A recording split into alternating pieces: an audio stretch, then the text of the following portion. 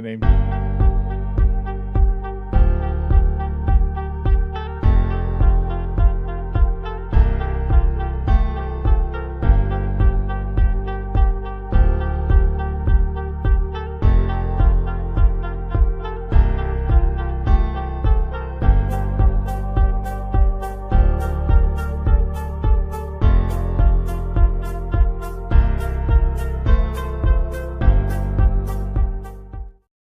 All right. Good evening. Welcome in. This show looks, not completely different, but we have a brand new guest.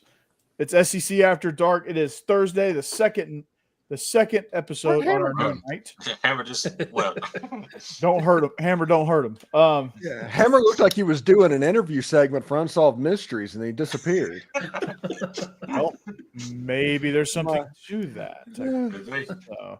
But anyway. It wouldn't be SEC After Dark without some hijinks. So welcome into the show. Stephen Willis, Jake Thomas, Jeb Beecham, and Mike Huesmann joining us here tonight. He's our special guest. He's got the Marshall Thundering Herd flag going on behind him. Welcome in.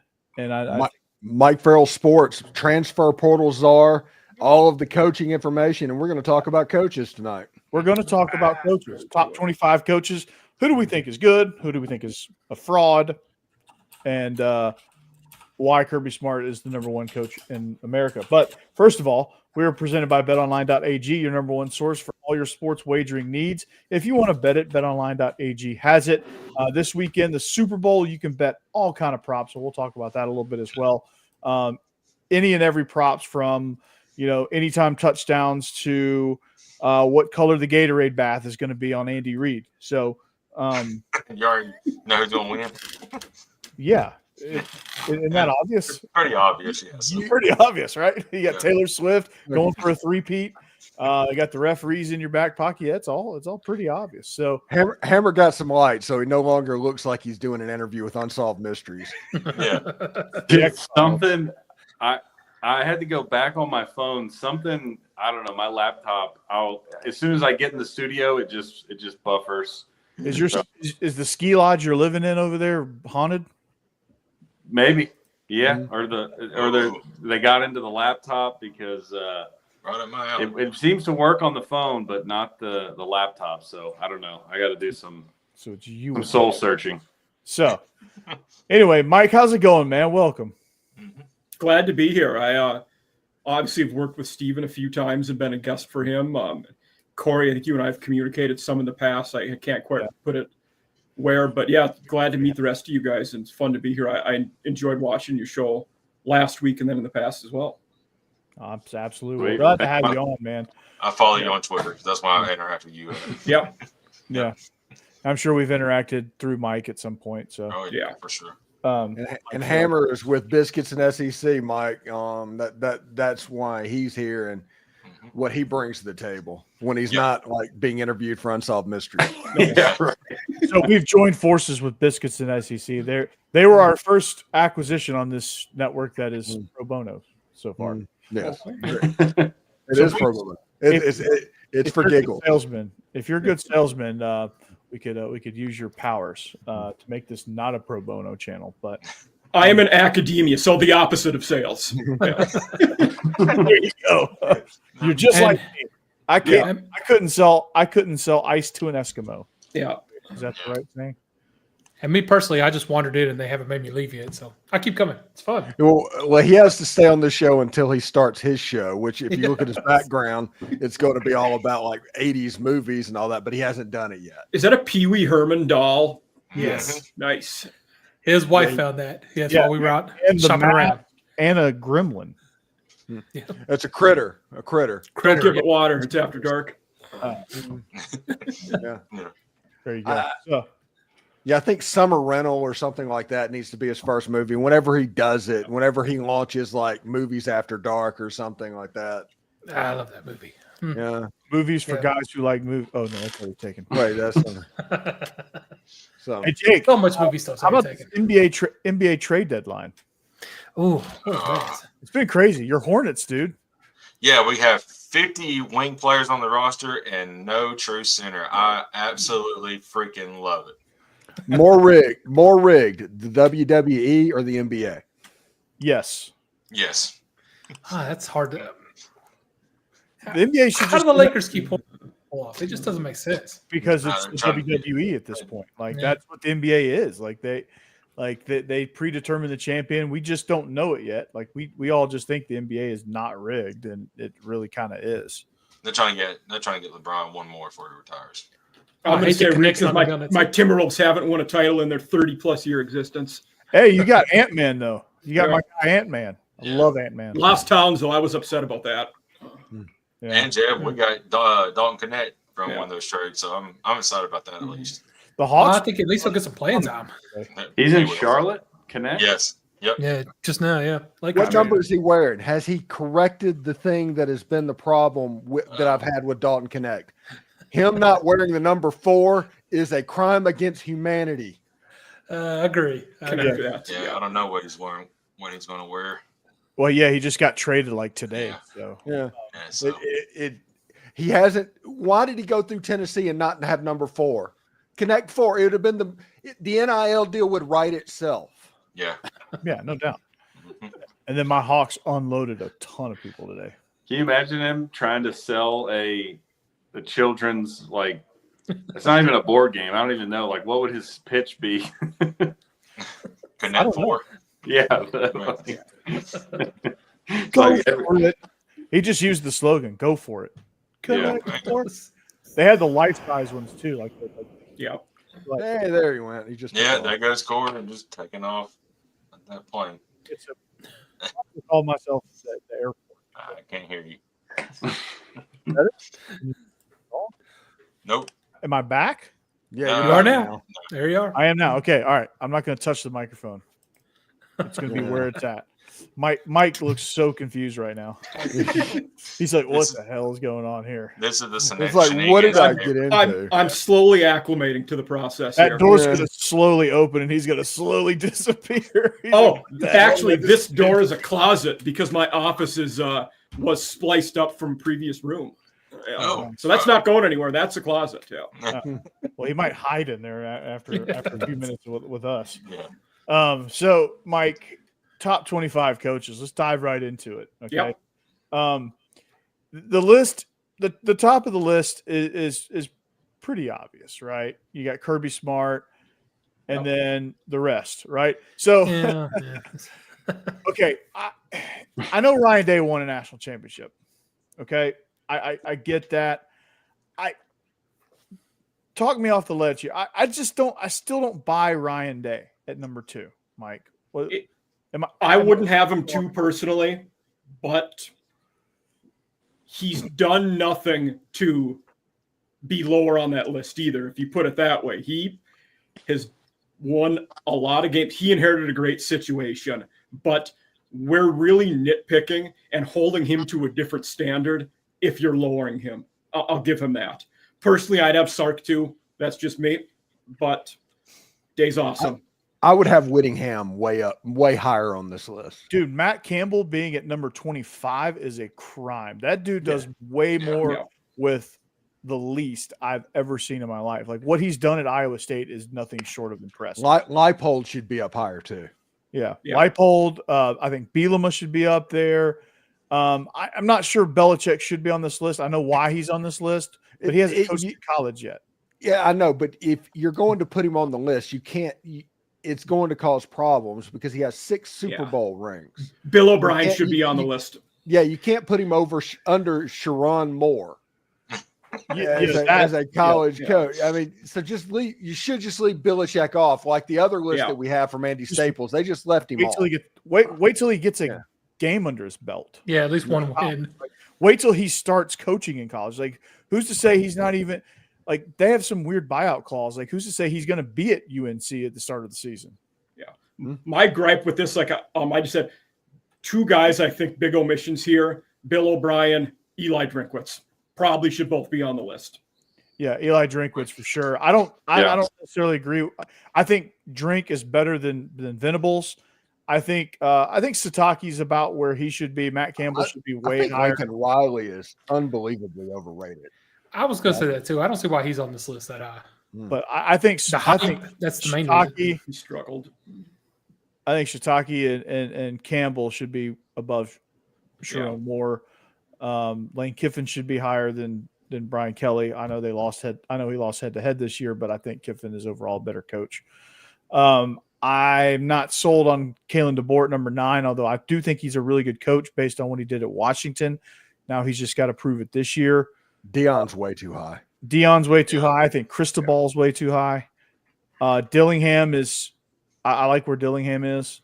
I'd put Marcus Freeman as 2. Signetti should be higher, probably. Yeah, he took Indiana to the playoff. Yeah. And he was great at JMU. He took them from FCS to FBS and won a lot of games right away. Yeah. I would agree. I think guys like, if you all brought up like Signetti or a Leipold or Campbell, right, that have a body of work, that means a lot more to me than like you said, like Dion. Great year this year, sure, but he's only been a head coach for a couple of years. Venables has no body of work. I don't really know what he's doing on there. Even like Kirk Ferentz, I wouldn't be mad about him being higher than like a Sharon Moore because, I mean, the dude's been doing it for 20 years. He doesn't win Big Ten titles and championships, but he wins 8 to 10 games a year at Iowa. And he's won 200 games. Yeah, he does. He's done it forever. So, like, I'm with y'all. I think there's a lot of recency bias here. One other guy to that notion too. A guy I just realized. I think Jeff Brom's a pretty good coach. He took Purdue to the conference title game. He's done all right at Louisville. He's pretty good. Yeah, he's on Andy Staples' list. Yeah, I like Sark. I like Freeman, Lanning. I think it should be Kirby, Freeman, Lanning, Sark, and then Ryan Day.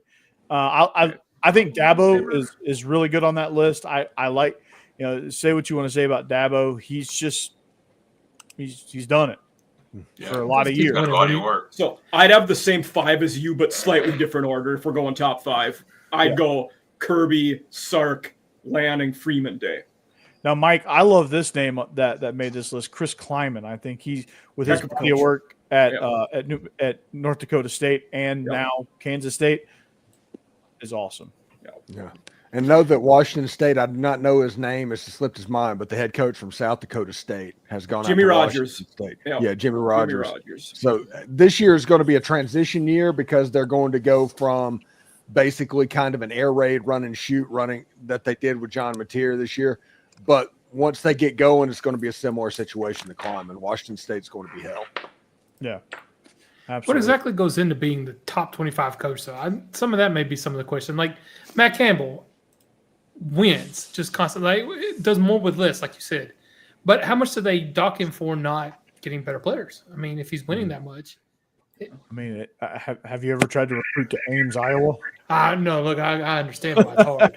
I'm not blaming him for that. I'm just saying, I'm wondering how much they factor that in. Somebody like Dabo gets great recruits, so you put him up high.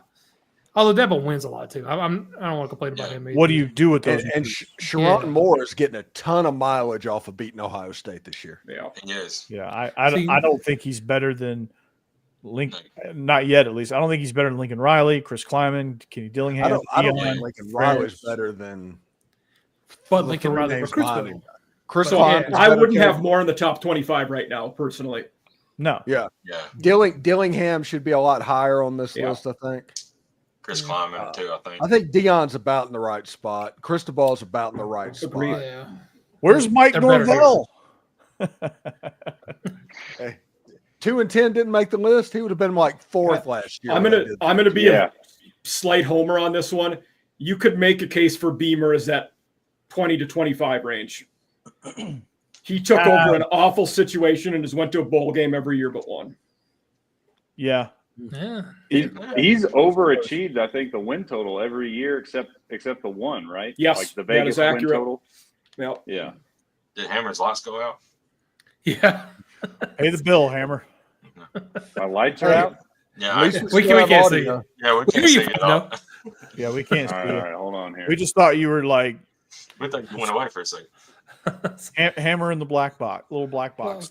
We'll try doing one of these in the dark, see how it goes. Yeah. Now it's all Hammer. I love it. Oh,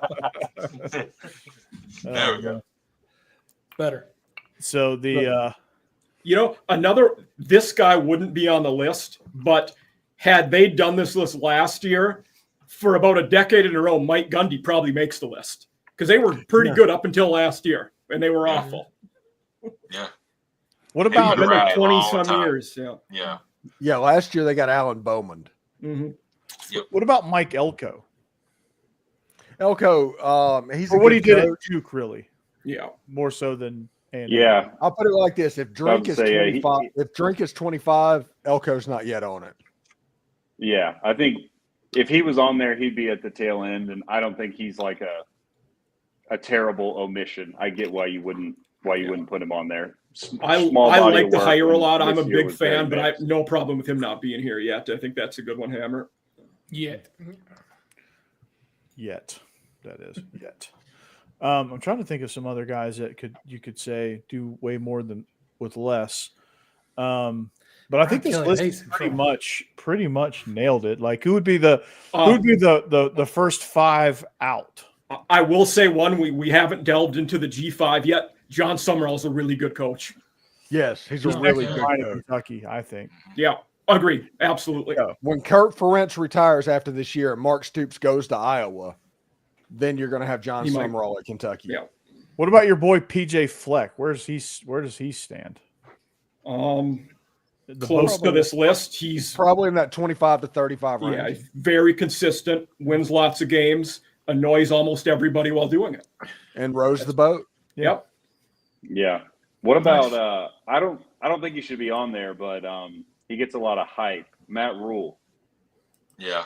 Definitely shouldn't be on there, but yes, No, yeah. I see where you're going with Yeah. that. Needs a little bit more body work. Another guy who maybe should be talked about, Jeff Monken. Guy he's done well at Army. Should have. Speaking about more with less. Yeah. Yeah. Mm-hmm. Jeff Monken. Yeah.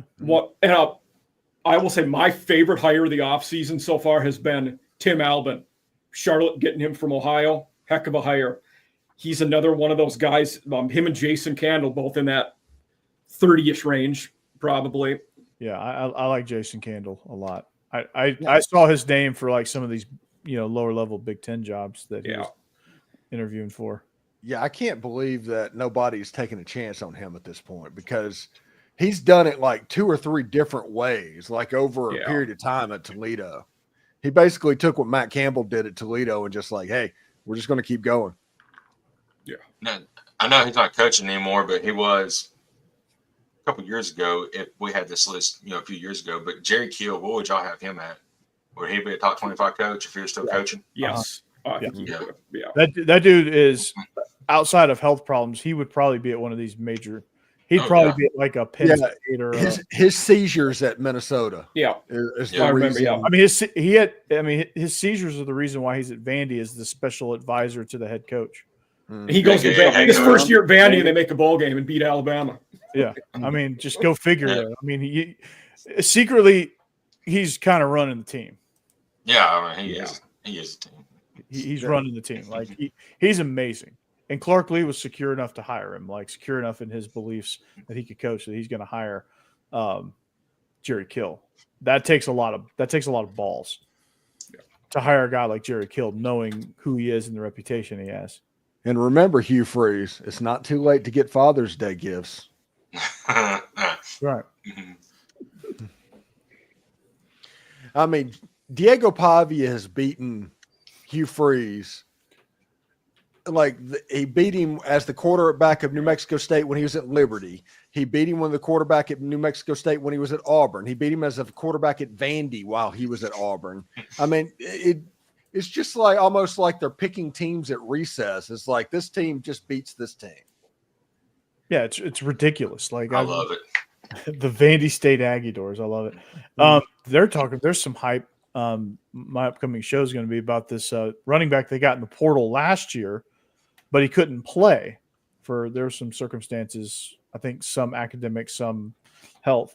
But he's coming back. He's been cleared and he's in. There's no issues. His name's McKalen Young. He's a Vandy State Aggiedor, and he might be the home run guy. So he came from New Mexico State? Mm-hmm. Yep. Okay. He scored his best game, ironically, was against Auburn. He was the third stringer at New Mexico State 2 seasons ago, and his best game, his breakout game, was against Auburn. Okay. Yeah, tomorrow on my show, I'm doing Lane Kiffin may have found his new star running back in Kewan Lacey. So it's all about Kewan Lacey and talking about that. And my whole point and the thing that I know that he's going to be good is Lane Kiffin signed him, even though he knew signing him was going to make him potentially lose Justice Haynes. That tells you what the staff thought about this. And because they do, like, Trey Hall was a running back that signed in December. Nobody knew about it until mid-January because Lane Kiffin didn't want to scare off transfers. He plays that game. But he took the Kewan Lacey, even though he knew it would affect Justice Haynes. And they still got Jordan Simmons, who was Akron's best running back. Yeah, for sure. So who's going to be, Mike, who do you think is going to be the biggest names entering this? Are you hearing any sort of smoke on who's going to enter the spring portal? No, I mean, it's too early for that. And the thing I always look for in the spring is QB battles we have going. Whoever loses those battles, there's going to be movement there. Mm-hmm. So I do wonder, Bama-wise, it's going to be interesting. QB-wise, we don't really know what's going to happen there. I made the comment to someone yesterday. Hypothetical, you wonder if they wish they would have let Simpson go and kept Eli Holstein. Holstein looked pretty good last year. Yeah, he did. I think that Russell's going to end up winning the job anyway, and Simpson's Simpson's going to end up in the market anyway, and he's just going to be like hell at the University of Memphis. That's kind of where he is going. I think MTSU is going to dominate with Ty Simpson. The pride of Derek Mason. Derek Mason's he's gonna win a G5 Natty. They don't do which that. Should be a thing, by the way. That should be a thing. Yeah. How dope would that be? Like, just go high school model, just have a G5 Natty. How dope would that be? Like, just think about how good like recruiting could be for those schools. Like, you could recruit to winning a national championship and competing for a national championship at MTSU. I wonder, say this hypothetically, say they did this last year. Would Boise have made more money doing that, playing 3 games, or the 1 game they did this year? I don't know the answer. I mean, obviously, because it's a way bigger bowl and stakes, they probably made more money this year. But they would make their share. They would make their due share because people would watch that. People would watch. People watch the FCS playoffs, so people would watch a G5 playoff for sure. It would be really cool. Like, you could set it up exactly the same way, except while the Power 5 or the Power 2 or whoever's in there, the ultimate power schools have bowls like the Sugar Bowl, the Orange Bowl, the Rose Bowl, and that. You got the G5 Bowl. They're playing in the Pop-Tart Bowl. They're playing in the Gator Bowl. They're playing in the Bahamas Bowl. Yeah, the Bahamas. It would work, and you could do it. You could set it up the same way. And they play on Friday night, and the P5 plays on. Or you could do it Tuesday, Wednesday, like Maction and CUSA do during the fall. I love that. Oh my goodness! Yeah. Just playoff Maction. Yes, sign me up right now. Yep. Buffalo, New York on a Tuesday night. Oh God. In December. Jacksonville State at Buffalo. Yeah. Ooh. That would have been a heck of a game, by the way, last year. It would have. James Madison would just run away with that. They would have run away with that. Conference Sun Belt champs this year. Knocked off JMU last regular season game of the year. The Thunder. And then let your coach walk, didn't you? Yes. And the whole team. There was a lot to that. Yeah. And they've gotten a lot of guys in the portal too. But old Charles Huff. Everybody's gone. Southern Miss is low key going to be a pretty good team next year. They are. And their old coordinators, Blake Anderson. Yeah. Former Utah State. Yeah. Oh, that guy's a turd. I've heard some bad things about him. Mike, one of the I think he's a trainer. He helps train or something for Marshall. He's a He's a former neighbor of mine, so that's pretty cool seeing him do that. Nice. Yeah, it's pretty neat. I keep up with him. He's got a Facebook, and I follow him. He's just enjoying life. Yeah. Yeah, it was definitely a turbulent offseason here. And not that I'm not affiliated with the Athletics here at all. Right. Yeah. Who did they end up hiring? Where's he from? He was the D coordinator at NC State for Dorn for a while. He's a West Virginia guy. Okay. And then the O coordinator is Smith, who was Rich Rod's O coordinator at multiple stops, including Jacksonville State. So it's going to be the hyper tempo running Rich Rod offense. Okay. I'm surprised he didn't go back with Rich Rod to West Virginia. Yeah. I feel like Rich Rod's a pain in the ass to work for or with. Just be around. I think you can avoid the work for part of that. Yeah. Yeah. Rich Ross is a unlimited that. The thing I wonder with them, so I believe West Virginia technically hasn't hired an O coordinator. I wonder if Rich Rod told him, I'm going to be calling plays, so if you really want to be the coordinator, maybe going somewhere else is a good idea. That's a good point. Yeah, it's true. Going to Marshall was the choice. Mm-hmm. Yeah.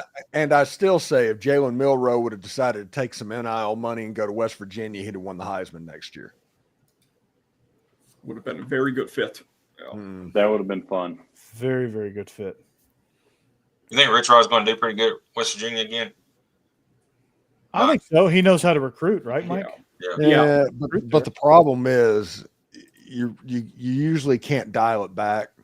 Yeah. The second apple the second time it falls, it doesn't taste the same. So he had so much success this first time in West Virginia. How are they going to be able to react to a 7-5? Right. And the old Big East was a lot different than the Big 12 is now. That was a very top-heavy conference he was in before, where you had a lot of games you could pretty much put a W next to on the schedule. Not that the Big 12 is great by any means, but there's a lot of parity top to bottom. Yeah, I think that Big East that year was there's a famous South Florida and Rutgers, South Florida and Rutgers, and there was another one where Louisville and Bobby Petrino was going crazy. That was I think it was 2006 where it was Louisville. Basically, it was the game of the century for the Big East that year was Rutgers versus Louisville. It was like the sky cam. It was like the sky cam shot of the kicker. They called him Judge because his last name was Ito. Ray, the New Jersey kid, Rice. Yeah. Schiano in his first stint at Rutgers. Right. Yeah. Yep. Took the college football world by storm. Yeah. In scattered showers. But the Rich Rod will be interesting. Their QB, it'll either be Jalen Henderson, who was A&M's backup, or Max Brown from Charlotte, formerly of Florida. So those are the two guys Rich Rod's working with the QB. All right. Henderson, he didn't play this year, but 2023 got a couple games at the end of the year and looked pretty good. Was that little lefty? Was that lefty? Was that lefty? Yeah. Yes. Okay. Steve, did you just call him a little lefty? I said, is that lefty? Yeah. He I can't remember. Little Pat White magic? Okay. From I think it was like San Jose State. I don't remember. Somewhere out west. He transferred to A&M, was there 2 years, and now he's at West Virginia. I think, he could be a good fit. I wouldn't be surprised if he does well in the Rich Rod system. Yeah, he's mobile enough to win that job. Oh yeah. Yeah, I think that'd be a great fit scheme wise. I think he'll probably my not so bold prediction is he'll win that job. Yeah, and it's like you have him to be the Pat White, who's the Steve Slayton, and they don't have a Steve Slayton. Yeah. They lost Donaldson at running back, so. But he's pretty good at finding backs, and he is excellent at scheming up the run game. Yes. The way he talks about the 12 personnel run game that he runs out of the shotgun is pretty interesting. He refers to them as surfers. And Yeah, it's pretty neat how he schemes up the run game, and that's the reason big plays happen for him. Yeah. They brought in an interesting running back in the portal, a guy named Ty Edwards, who was at Northern Illinois FCS. But 6'4", 235, and absolutely looks like a tight end, but he's a running back. Wow. Okay. Dang. Not bad.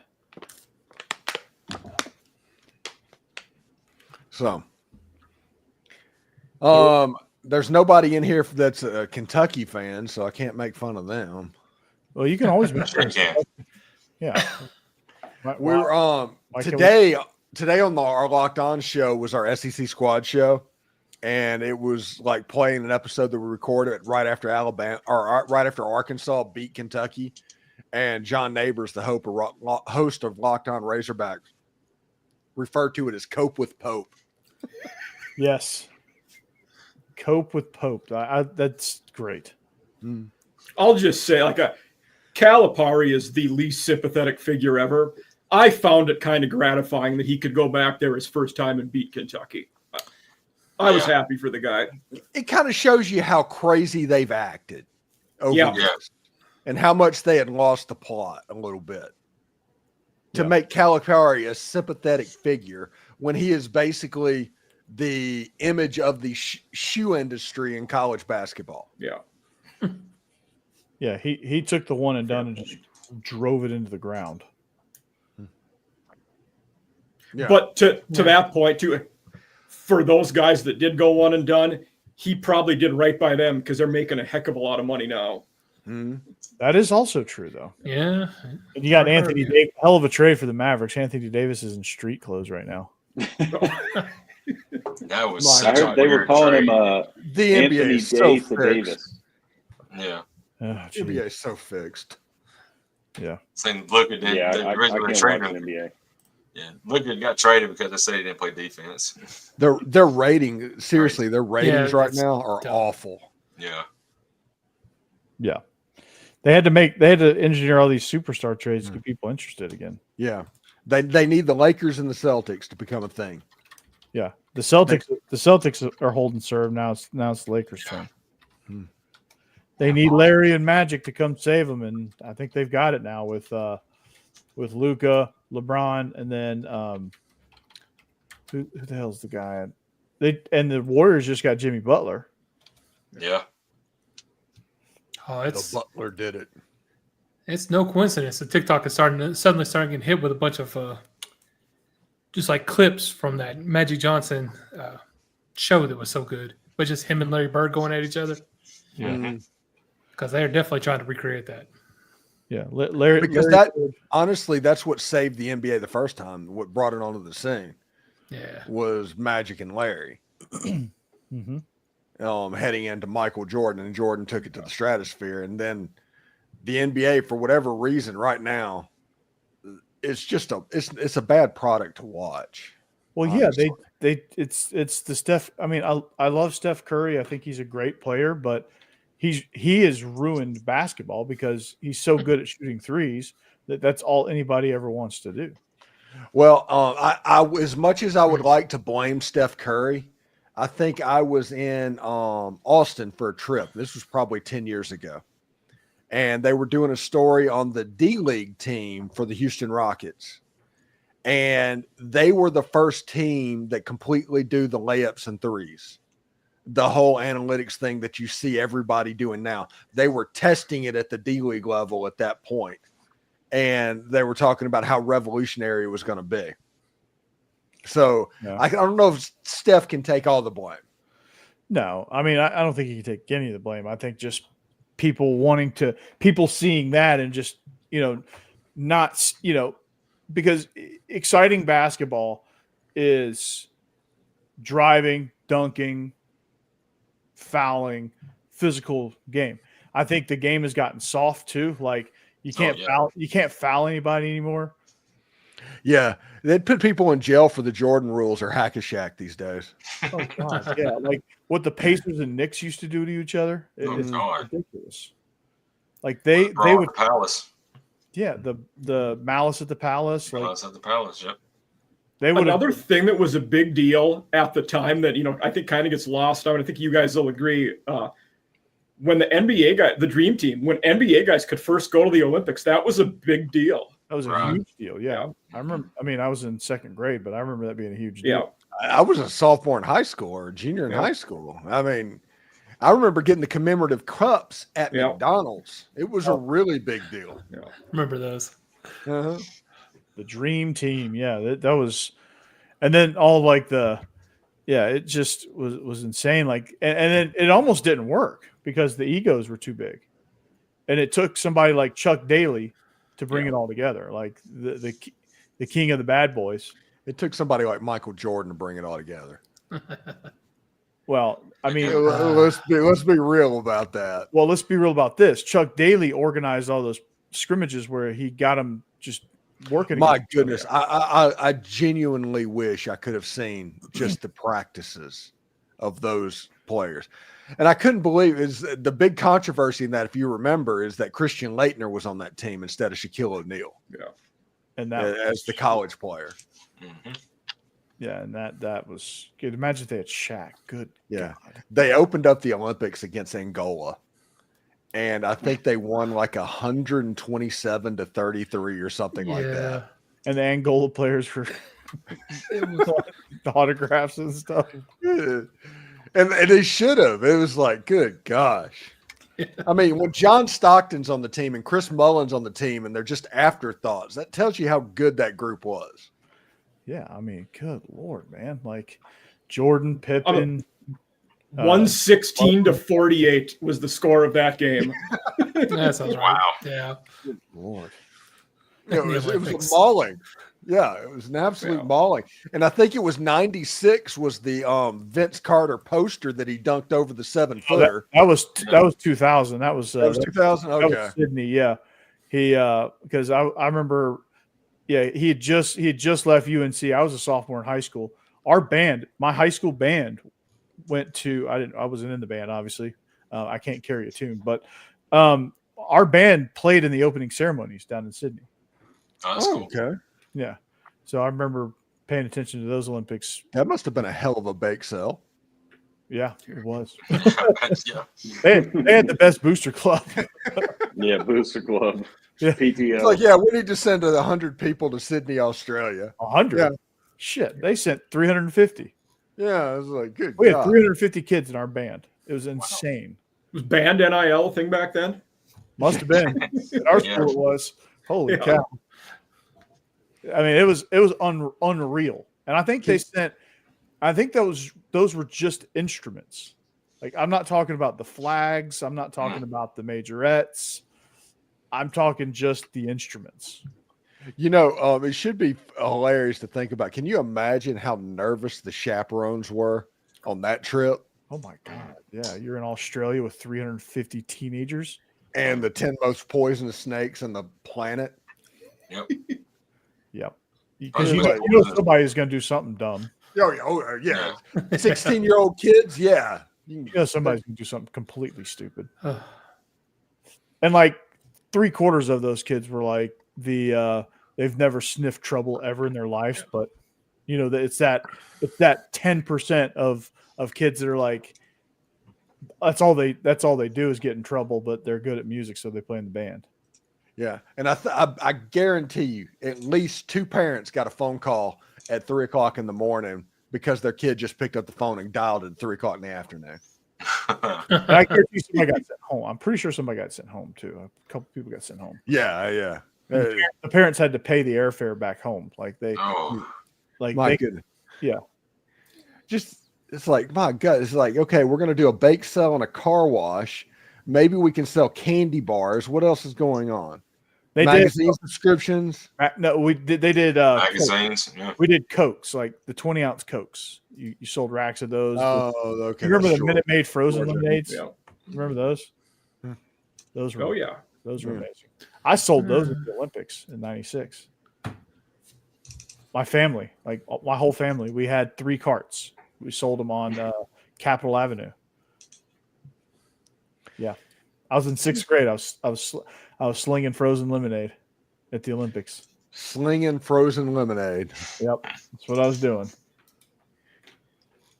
Let's see. I'm trying to figure out if I've been to any really big events. I mean, I've done the Final Four. I've been to the Final Four. I actually got to be on the court after the was it Michigan and Louisville game? I think that was the game. But I was on the court, and Dick Vitale was there, and it was like Greg Anthony and Pat Forty, and that was at the Georgia Dome, right?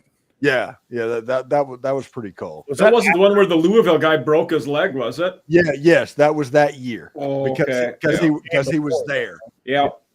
Because at the end of the game, I think when Louisville won, they lowered the basketball goal down so him on crutches could cut his net. I remember that specifically.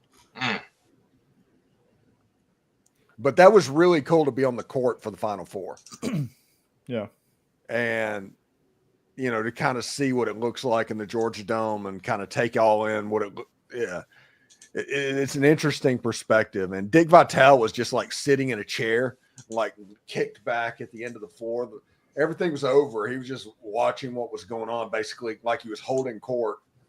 But it was cool. He just had a chair just sitting up on the middle of the floor.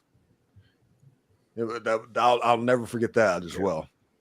Was that after we had all got sent home with laptops and said, "Hey, we're shutting down the office"? I don't know. Maybe. All I know is I had to basically spend that Final Four at the World Congress Center. Yeah, that's pretty much where I lived. But yeah, that was cool. Doing that, I was doing bowl games at that time. Yeah. It was fun, and that was before I got into, I guess, local TV. And it was the next move for me. Then you were doing my high school games. Well, you did one of my high school games, actually. Hillwood, I think. Oh, yeah. Whenever I was doing, yeah. Yeah, because y'all were in our backyard. Yeah, right down the road from Hillwood. I was always at Nashville Christian, which, by the way, that's where Jared Curtis is right now. Yeah, speaking of a baller quarterback. I think he still ends up at Georgia.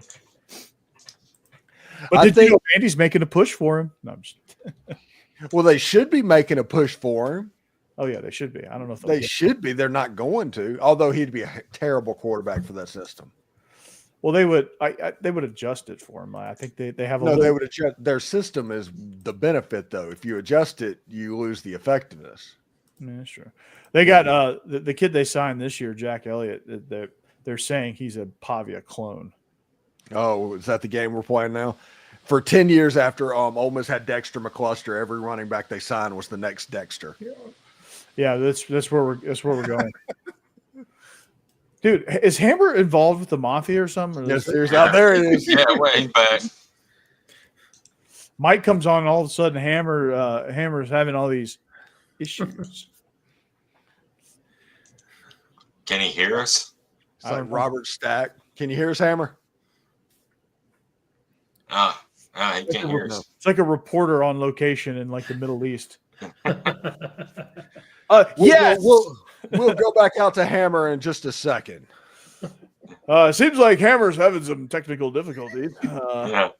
I'm going to make some other quip to the weather person. Yeah. Oh my gosh! All right, Super Bowl guys. All right. Not that it's any surprise, but the Chiefs are favored by 1.5, and I think they're going to get a three-peat because it's going to come down to coaching. And Andy Reid is far greater than Nick Sirianni. Nick Sirianni, if it wasn't for some questionable calls, the Eagles would have won the last time they played. But this year they have the referees too. I understand that the Chiefs are going, but they've collapsed in the fourth quarter in a few of their games. More than I'm comfortable with picking them. I'm leaning. Yeah, so you said you think it's going to come down to coaching. I'm leaning Eagles because I think it's going to come down to the run game. Saquon, that's what I was about to say. He's on another level right now. He is. I will say the Chiefs' D has been better this year than they have in the last few years, though. So They're allowing fewer points. Their front seven is ridiculous. I think Jalen Hurts is going to struggle in the pass game because Chris Jones and they're just Spagnuolo is an elite defensive coordinator. Not much of a head coach, but he's an elite defensive coordinator. Andy Reid is about as creative as they get. He's probably arguably the greatest to ever do it.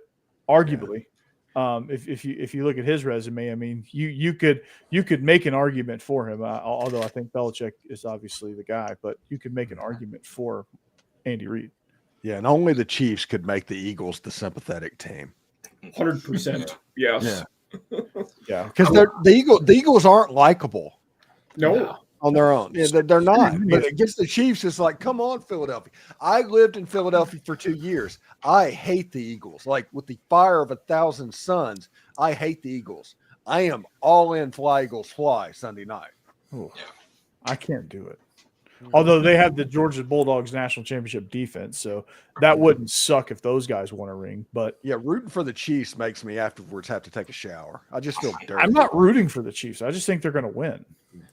I hate that I'm in this situation, but I love Andy Reid as a coach. Now, earlier in the year, when the Chiefs were having struggling to score, really, I mean they still win games, but I mean it'd be a dogfight. You're not used to seeing that. What teams did was take out Travis Kelce. I think later, maybe mid-season, there was a game where he had like 20 catches and he took off, and then the offense took off after that. And they've just been dominant since. But I feel like Travis Kelce is the glue to that offense. He is. And they also do a good job of they're doing a better job as the season goes on of finding ways to get Xavier Worthy in the game plan. And I think a lot of that has to do with Hollywood Brown coming back from injury. The run game is picked up a little bit with Pacheco being back in the lineup. They're a different team when he's in the lineup. Yeah. Yeah. I just think, I just think it, they have a knack for picking up massive third and longs. Yeah, they do. In crucial situations. Jeff, how's it feel to have a former Tennessee Titan, A.J. Brown, playing in the freaking Super Bowl? I hate it. Again, you look at it for him. Yeah, again, for the second time. And then he's got to win one more before he gets traded to New England because Vrabel's like, I was pissed when we let you go. Now I'm a head coach again. Yeah, you're coming with me. You're going to play with a real quarterback here. I think Saquon Barkley needs to run enough to soften up the defense enough to where Devontae Smith and A.J. Brown can work. If that can happen, Hurts can make Kansas City feel it. And if they can score points, if they look like they did in the NFC Championship game against Washington, I don't know if Kansas City can score with them if they do that. Yeah. But they have to soften up that defense to where they can move that, because this Philadelphia offense, I mean, all seriousness on this, whenever they get clicking, they have a certain number of players in every single position to where it's a legitimate pick your poison type proposition to play the Philadelphia Eagles because of how good Saquon is and how good those wide receivers are. If Jalen Hurts is on even a little bit, you could have problems. So I think Philadelphia can beat Kansas City. I don't know if any team in the league has done a better job building a team without winning than the Eagles, because they have for years, for the last few years, they keep putting together good team after good team after good. They're just not winning it all. San Francisco did a good job of it. That's true. Yeah. San Francisco was good at that. San Francisco wrote the book on building an elite team and not winning. Which is weird because you can tell how young y'all are when y'all say that. You're gonna bring up the Bills, aren't you? Yeah. Well, that's volume 4 of their journey. Yeah. Like they wrote the book on it the other way in the 80s, and then they had to come out with a new edition winning everything. To reflect the modern times. Yeah. Like this, they were the second dynasty in the NFL behind the Steelers in the 70s. Yeah. But the 49ers, man, they were hell with Bill Jerry Rice and Joe Montana and Roger Craig. Ronnie Lott. Cowboys took over in the 90s. Yeah. Cowboys. Yep. Jesus. All right, Schottenheimer, baby. Let's get it. I meant just in the last few years. Amber, you're not a Cowboys fan, are you? What? Unfortunately, I am. No. I told Brian April, Schottenheimer doesn't get me real excited, but No, that's the Jerry Jones hire all day long. Yeah. exactly. Who's the puppet that I can boss around and tell what to do? Oh, Brian Schottenheimer. Here we go. Yep. Yeah, that might be the worst. That might be the worst NFL head coach hire that I've seen, and that's including Nathaniel Hackett in Denver. Hey, the Saints got going to get Kellen Moore, and they're probably going to end up with Kirby Moore, and it's just like, hey, let's all get the second string Cowboys coaching staff because that works so well. Because less is more. And taking the Saints job now, it's almost like you're signing up to walk to the gallows. Their team's going to be so bad for the next 2 years. Yeah, I mean they're in cap hell. Yeah, they have no money. So why not sacrifice the lamb, right? Yeah, they don't have a quarterback. And I've been serious about this, and I've said this over and over again. Into the camera, I am not going through the 80s again. I am not taking that journey again. Well, Steve, you're a Dolphins fan now. Just go with it. Cordell Stewart, you want those days back? Listen, the Saints won their first ever playoff game. I listened to that on WWL going on my honeymoon. So that means I was 24 years old. The Saints became a thing in the 60s. They were a team for like 30 years before they won a playoff game. Yes. Oh God. Wow. Yeah. I am not doing the 80s again. I guess Tampa was a long time too. Yeah. Tampa, didn't they lose their first like 26 games? Something like that. Yes, they went winless their first year. Yeah. The first team they beat was the Saints. That's right. Yeah. Congrats. What a cursed franchise, Steve. Good God, Steve. Like, come on. And I'm saying this as a Falcons fan. Yeah.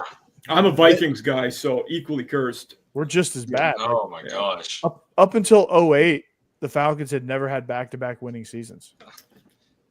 Wow. And then they drafted Matt Ryan, and they had back-to-back winning seasons for the first time ever. That's right, because they made the Super Bowl and had a losing record the next season. Yeah. I mean, the Vikings a few years ago with Kirk Cousins, I think they won like 14, 15 games. Then I think they got beat like their first round of the playoffs. I'm like, man. So the Giants, that happened this year. That was Dable's first year. Yeah. And they just snaked it. The Daniel Jones of all people. Yeah. That's the only good year he had, I think, Daniel Jones. Yeah. The only good game he had, really. Yeah, really. And then he got paid. He got $45 million, and the Giants let Saquon walk to Philly. That's got to make ownership sick up there in New York. I'm surprised they didn't just unload and clean house after Saquon is going to the Super Bowl just for letting him walk. Because all they had to do was come up $5 million on their offer and add an extra year. They could have done it. It was something ridiculous. Like you were like they could have easily made that offer. And I guarantee you they could have went to Daniel Jones and be like, yo, Daniel, I know we just gave you $45 million, but if you take like $39 million instead, we can sign Saquon and actually be a good football team. Yeah, Saquon's happy though. He's gone. I guarantee you. Yeah, hell yeah, he is. Mm-hmm. You could tell by the way, like he's not so beaten down in his interviews and stuff. He's having fun. Yeah. Which, like the players on the Eagles, that's a good locker room player-wise, but Sirianni's he's a tool. But when you're a tool and winning, it's neurotic. You're not a tool. Yeah. Yeah. You're still a tool. You're still a tool. He does win. He does win. I give him that. I got to give him. He does win, but he is a tool. Tool bag. He is a tool bag, tool belt, tool shed, all of it. Toolbox. I think. Is there any odds on whether he'll cry during the national anthem like he did a couple of years ago? I guarantee there will be. So you're on it again? I missed that. Oh yeah. It was. It's a viral. Awesome. Like it turned into a meme. Wow. Yeah. Like the camera zoomed in on him too, and he was like, just like, he was just. I kind of respect him. I was like, all right, this guy's. I hope he cries. And he's just balling. I hope he cries and then beats the Chiefs by 3 touchdowns. I want this to be a repeat of the 1980 Super Bowl. and that is the NFC team winning by 35 points in every Super Bowl. Wow. You know the stripes aren't going to let that happen. Oh, I know. That's the reason that we want this, though. Yeah, the stripes aren't going to let it happen. But yes, we want them to beat the stripes. But truthfully, I don't really care who wins. Honestly, I really don't. Just as long as it's not Kansas City. Just as long as it's not Taylor Swift. Oh God. No, that we gotta I don't know. If it's a good game, if it's an entertaining game, I really don't care. Is there a betting line on how many times it's going to show her during the game? Probably. And I'm Over taking about 30. I'm smashing the over. On that Yeah, one. hit the over. Yeah. That's what he said. Hey, haven't We're really smashing. been doing that for the last couple of years. Yeah. She doesn't get talked about much in any of these games, except by people complaining about how much she gets talked about. But Well, a Super Bowl is probably different. Super Bowl, Now I can she's see that. now she's getting all the attention for dancing at the Grammys to not like us. Yeah. Who I didn't get a lot of attention for Who that. is the halftime performance? Kendrick Lamar? It's Kendrick Lamar, yeah. It's Kendrick. So they probably do not Which like means- us. Everybody, Drake, run for the hills. Yeah, he's gonna have his diss song Oh, won an Emmy, and now I'm won a Grammy. Sorry, and now it's gonna be probably on the Super Bowl. they probably did win an Emmy too. Yeah, but I might have. What, speaking of the Probably Grammys, that a was insane. minor. Beyonce won Grammy for a country, or as a country artist. That was wow. That is That was pretty wild. surprising. Yes. Yeah. Like it's a bizarre world when Beyonce and Yeah. Post Malone are major country stars now. Yeah. Jelly Roll. Yeah. Jelly Roll, those that remember him as a rapper, Yeah, he's good though. I like Jelly Roll. he is. Yeah. I like No, Post I've got Malone as a got his latest country album. artist. Yeah. Post Malone's Yeah. good as a country artist. Yeah. I think it's hilarious a little bit to think about that in 20 years they're going to have to deal with the fact that they have face tattoos all over them. Yeah. And then it's just going to be set up in the nursing home and everybody's like, what is going on? It's like, are you the leader of the Mayans? What's going to happen? Jelly Roll is you can't mistake Jelly Roll. Rick and Bonnie said bring back Travis Tritt. I mean, that's not a bad idea. He's the #1 Falcons fan. I like Travis Tritt. Really? He was. Great day to be alive. Yeah. Hmm. Travis Tritt was he was Modern day Bonnie and Clyde. Yeah. Him and MC Hammer were fixtures on Jerry Glanville's sideline. Member of the country club. Yeah. Yeah, but they want to go with big talent right now, and nobody's bigger than Lamar right now. Mm-hmm. Yeah. That's true. That's the way it is. Well, they should have gotten Taylor Swift. I mean, She's gonna be there anyway. she's going to be there anyway. I think she's probably going to perform with Kendrick. I guarantee. Because they had that song, Bad Blood, that she did when he sung. And Yeah, but that's It's all. Well, I mean, he could do some more. Yeah, it should be interesting, this game. I do think the Eagles are going to I'm hoping the Eagles. I'm trying to will this into existence. I want the Eagles to win this game. I'm going to bet on the Chiefs, so you're welcome. I'm not betting on either one of them. I ain't either. Probably smart to bet on the Chiefs. Not who I'm rooting for either, but you never know. All right, I just think they're going to win. But Hey, Corey, 2 minutes. Is it already 2 minutes? 2 minutes. Okay. Kendrick Lamar was part of the best halftime show I've seen, though. Was he in the Dr. Dre Snoop Dogg West Coast one in L.A.? Yeah, 50 Cent, Mary He J. what? Blige. Oh, yeah, he was in there. Yeah, it was. Well, he was in there. Yeah. That was I a think really Prince or Michael Jackson still. Prince. That one was great. Michael Yeah, Jackson. that first one was great. Yeah. And then Janet Jackson's little mishap. That's my favorite. Justin, yeah, that was funny. Wait, Jake, what were you, 7? Well, still, I mean, I see. When was that? 2001. You didn't even know what a boob was at that point. Enough to laugh at it, though. I'll learn real quick. Yeah, that's how you learned back in the day. Yeah. Mommy, is that a boob? It was after that we got Paul McCartney and Tom Petty and They went to string on the Rolling Stones. Yeah. Yeah. Little tamer. The Who. Yeah. Yeah, that's great. Now that they're like, okay, it's safe. It's been 10 years. Now we can go back to some younger people. Right. Yeah, Purple Rain in the Rain. Oh in my Miami. God, that iconic, freaking iconic. I thought, that was good. I thought all the shows have been pretty good. What Most must of have been them, 8-10 years ago. I thought Lady Gaga did a good job. She dove in from the top of the stadium. Yeah. Yeah. Katy Perry was pretty good. Yeah. She had the shark. Left shark. Yeah. Yeah. Yeah. Lady Gaga goes skydiving in from the top of the stadium. That was in Miami too, wasn't it?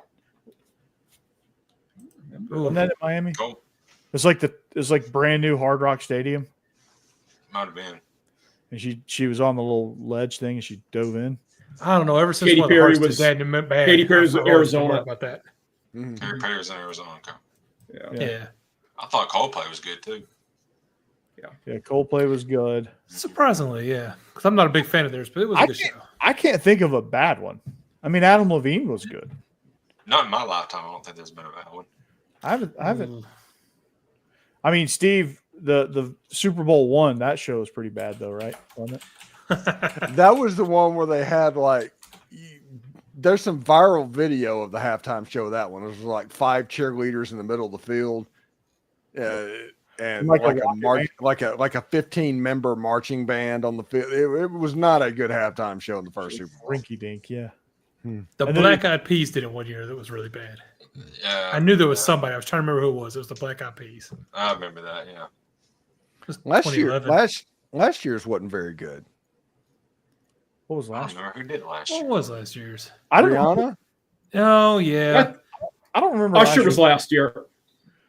Yeah, Usher was good. So it was 2 Rihanna years was the year ago. before. Yeah. Yeah, okay. Rihanna was just okay. I didn't think she was terrible. Yeah, no, I mean, you're right. She was all right, but Usher was good. I liked Usher. In Rihanna's defense, she was heavily pregnant, so that probably takes Yes. away some of your movement and energy. yeah. Yeah, no kidding. That is true. Maroon 5 did it a few years ago. I didn't like that one. But I'm not a huge Maroon 5 I thought fan. Levine was all right. I thought it was all right. I thought that was pretty good. I thought he did a good job. They big still, fan. it's at the point now that they need to have Garth Brooks do a halftime show. I'm all for it. Yeah, he caught some heat from one of his I guess wardrobe people or makeup person or somebody on his staff. He caught some. I saw some report where he was getting. Now I think there was some hush money, but like there was some like misconduct involved. Alleged. Yeah, legend.